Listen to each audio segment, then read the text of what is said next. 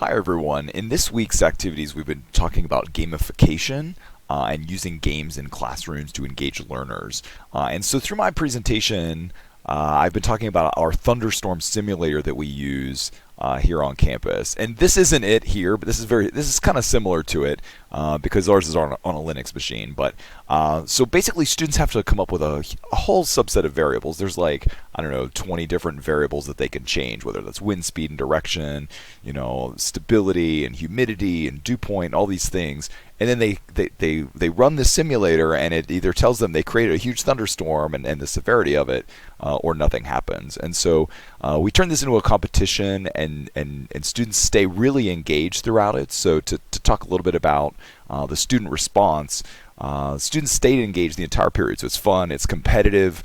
They try to compete with me, they compete with each other, and then after the first round, they get to reflect on what they did and what went right and what certainly went wrong, and then they get to justify why they're changing certain variables. So they have to say, okay, well, I'm changing humidity because X, Y, and Z. So they're learning how the variables all interact together in this kind of system type of approach. So in watching some of the videos from this week, I really liked how they approached these very complex systems by breaking it into little pieces and see how they all interact. And that's essentially the goal of this.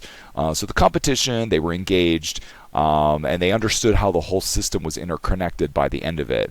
And I think the reflection part is also very important, because in order to change a variable, they had to justify why they were doing that. So they go back and say, well, what went wrong?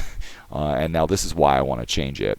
And I would say to know that this was being an effective tool is that well after the class was over, students were still running these simulators for days after and sending me new numbers and saying, look, I made this this more impressive storm, or this more one that lived a little bit longer by a couple more minutes or something like that. So I would say the students' response to this was really positive. I think the competition between each other and with me really helps in some of that too. So the students stayed engaged, and it was a really positive experience. So I thought I would share that. So I will see you all later.